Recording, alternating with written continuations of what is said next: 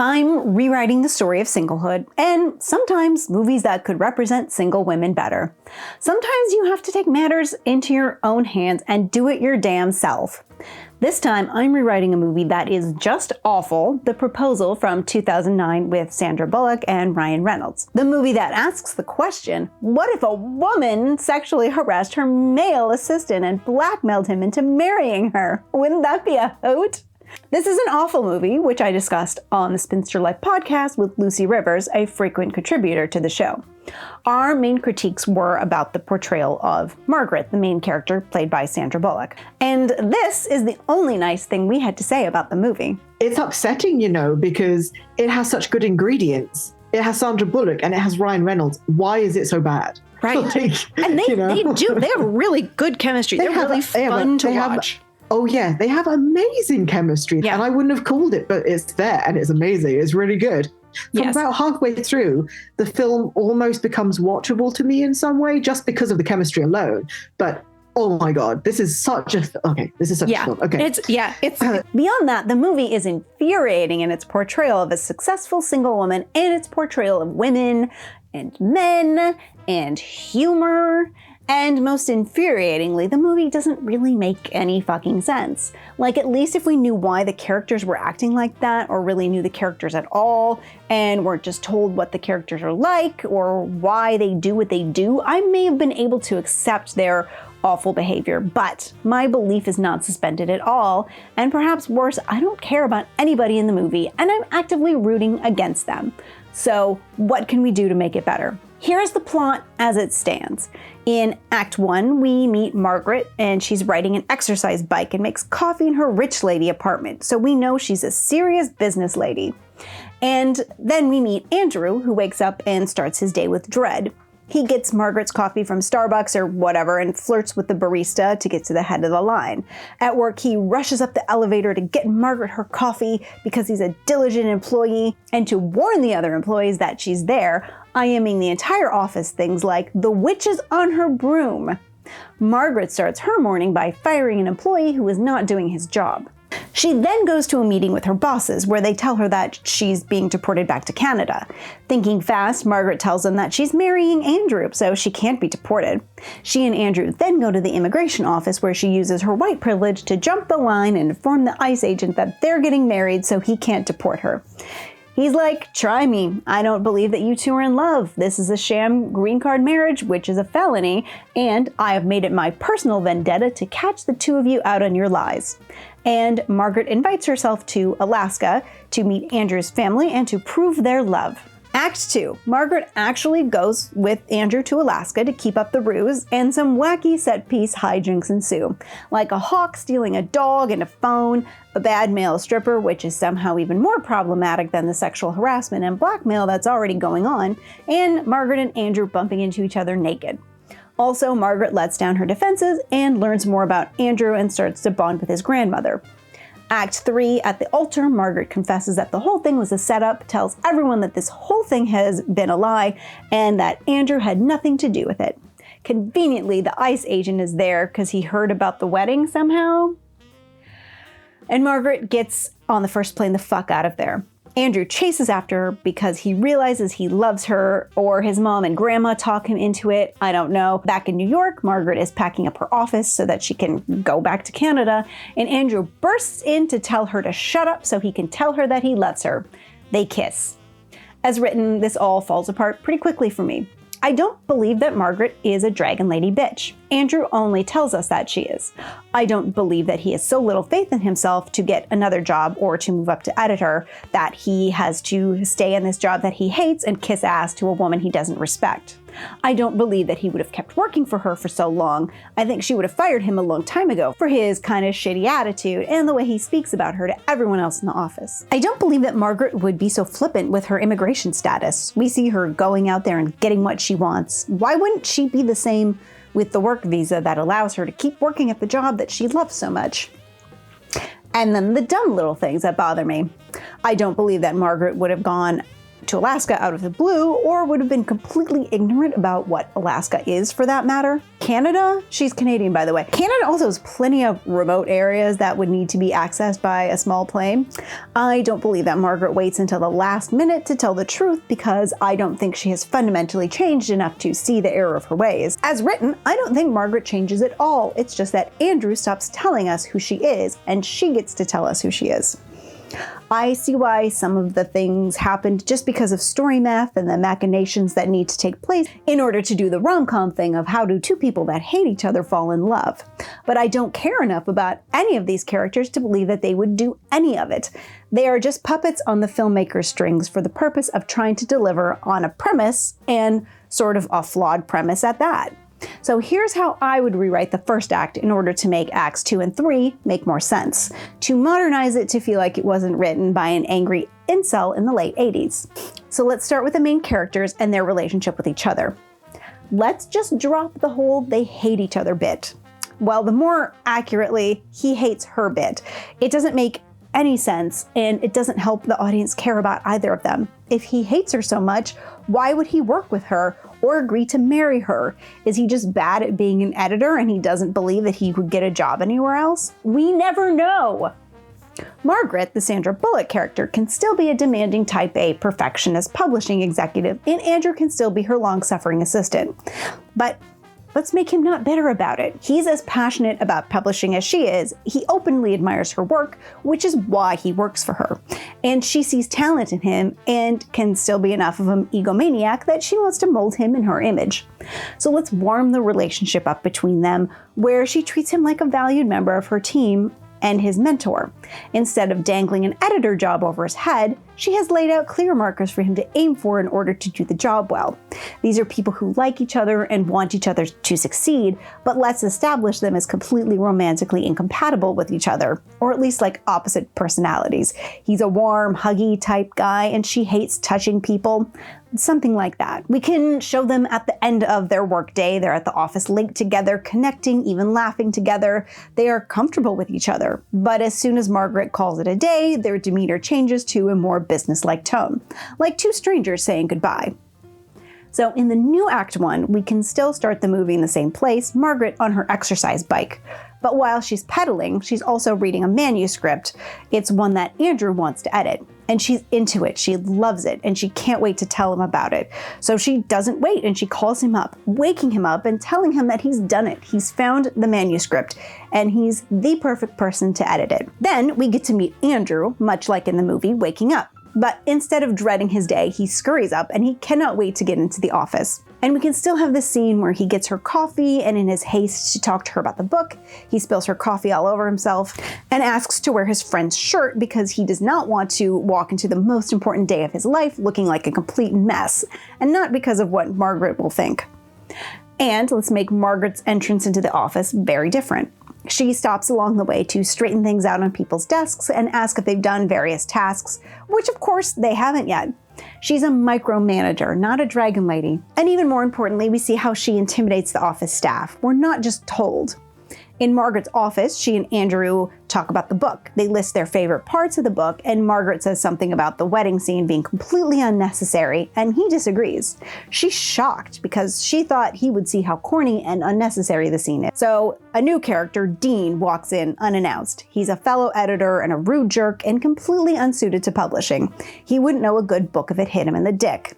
His deal is that he just barges into her office. He sees the manuscript they're going to edit, and he says, "All right, I read that. It's so bad, right?" Margaret and Andrew trade looks. This fucking guy again. Then Margaret is called upstairs to a meeting with her bosses, and they tell her that her visa is being revoked. The scene is written, she's very flippant about this, like immigration doesn't matter to her. But I don't think that squares with her character either. If her job is so important to her, why wouldn't she do anything about it?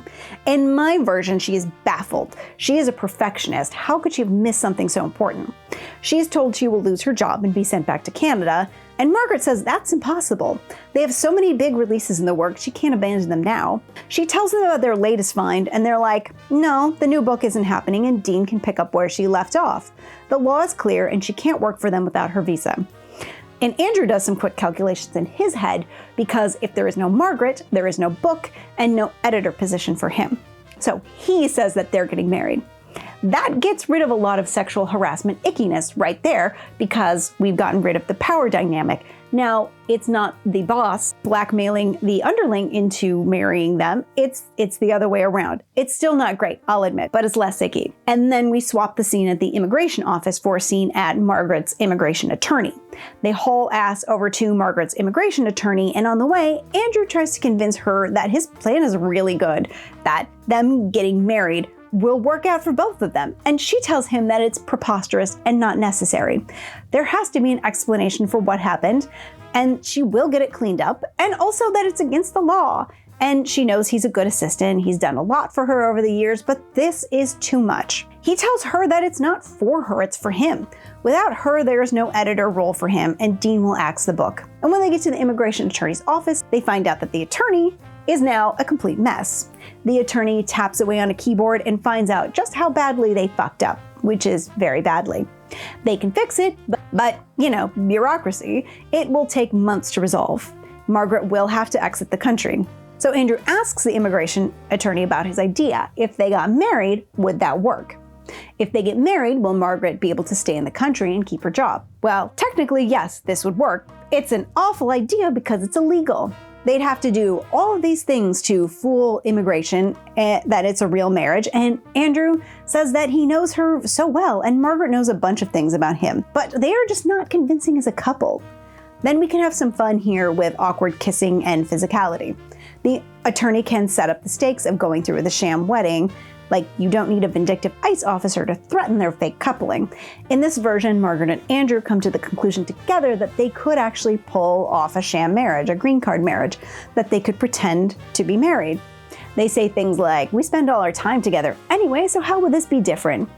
The lawyer keeps telling them that it is a very bad idea, that they are advising against it. La la la la, they're not listening to them plan out this crime. Andrew fake proposes in front of the lawyer, and Margaret proposes their divorce in a few months.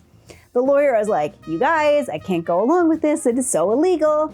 And Margaret tells them that they will go along with it and tell immigration they're getting married, or Margaret will have to report them for mishandling her case so badly.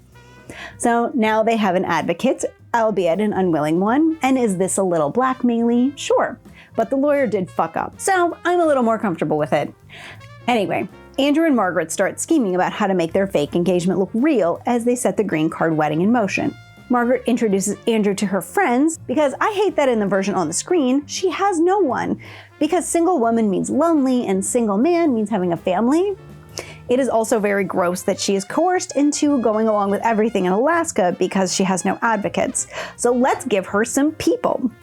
Anyway, in this first dress rehearsal convincing people that their love is real, it does not go well. They are awkward and they contradict each other. He says they can't wait to have kids and her friends know that she's child-free, but she just laughs it off and agrees with him. Her friends tell her that they are concerned for her, so she goes to Andrew and tells him that they have to step it up on the knowing each other if they're going to pull this off. He proposes that she spend the night, like he would sleep on the couch kind of thing. And she says, no, I know what we pay you. How nice could your place be? You can stay at my place and we'll get some work done. Then we can introduce an ICE agent doing a surprise visit who doesn't believe that they're really a couple while the two of them are doing their sleepover. And once again, it doesn't go well. They are awkward, they look more like a brother and sister than a couple. The agent is suspicious, but he doesn't have enough evidence to prove that they are only getting married for a green card. And Andrew says, well, we're gonna go visit my parents this weekend in a last-ditch effort to prove that they are a couple. In Act 2, they go meet Andrew's parents. Could be Alaska. The location actually doesn't matter very much as long as it's some variation on a small town. Andrew's family is a bunch of huggers, which makes Margaret uncomfortable. We can still have some wacky hijinks with Margaret being a fish out of water and scenes of Andrew and Margaret actually deepening their connection. We can still have an impromptu family wedding sprung on them. And here we can also set up Margaret feeling guilty about deceiving the family and going through with the wedding as a lie. Also, somewhere in here, we can have a real conflict between the two of them, between Margaret and Andrew. Maybe about physical contact. She's still not comfortable with him touching her, and he's hurt by it. Not sexually, even holding her hand or touching her shoulder makes her jump and squirm and try and avoid him. They're getting married. It makes him feel like she doesn't really trust him. And besides, immigration will never believe that they're a couple if she flinches and tenses up every time he goes near her. After all they've been through, she still finds him so repellent. Or, maybe it's a status thing. He's just an assistant, so how could she ever be interested in him? And that she can't even fake it so they both get what they want? She gets defensive, says of course she doesn't think she's better than him, that she's uncomfortable touching him because she's his boss and she doesn't want to be the woman with power who uses it to sexually harass her employees. And Andrew says, I think all of that is way behind us now. I could get in just as much trouble as you. Why don't you trust me? She holds his hand and it's awkward. He rolls his eyes and says he can't wait to get divorced from her. Act 3. Now we're at the wedding. We can still have a scene with Margaret at the altar, but how about she does a runaway bride, running away from the altar and into the Alaskan wild, which we've established she does not know how to handle. We can still have Grandma Annie save the day by finding Margaret and defending her from a bear or something. Then Margaret can tell Grandma the truth. Then Grandma Annie can tell her that she doesn't see it that way. From what she sees, that they do love each other because they made a sacrifice for each other and risk getting in trouble to help the other one. Maybe the way they got together wasn't traditional, but that doesn't take away from their love for each other. Then Margaret goes back to the wedding and proposes to Andrew. Everyone is confused because they're at a wedding. And she says that she said yes and went along with this crazy plan because she thought it was the right thing to do for the book, her job, his job, and her immigration status. But now it's more. She tells him that, of course, the wedding scene in their book makes sense now. She gets it. She wants to be with him because she loves him, not because it's logical, because she just does. It's what she wants, and she wants to do their wedding the right way. Instead of Andrew having to go to Margaret and tell her to shut up because he wants to tell her that he loves her, Margaret has to tell Andrew. Margaret tells Grandma Annie that she is coming to their wedding. She will definitely still be alive to see it because Annie will outlive them all. After all, Margaret just saw her take down a bear. And they all go to get drunk at the reception where Margaret and Andrew finally act like a real couple. They dance together and get a moment alone with each other to check in about everything. Andrew confesses that he's always been crazy about her, how many times he was crushed when she said that work was over for the day because he just wanted to be around her. And she says that she's had a crush on him for a while, but she didn't want him to feel uncomfortable being hit on by his boss. The resolution. We see them on their honeymoon, like on a beach or something. It doesn't really matter. They are holding hands and they are both reading copies of their book, and it has the #1 bestseller label on the cover. Roll credits. So that's how I suggest making the proposal less awful and the representation of single women less cringy, especially single career women, and making the character of Margaret less of a stereotype, type A dragon lady, and more of a real person, and making you care about the two of them as a couple. I don't think my version is perfect by any means, but I really think my changes make it much more palatable for audiences in this century. And you know what, there are some plot holes, but my intention wasn't to fix it completely, but to make Margaret less of a creepy predator dragon lady. So let me know what you think, which version of the proposal you like better. Thanks for watching. We'll see you next time.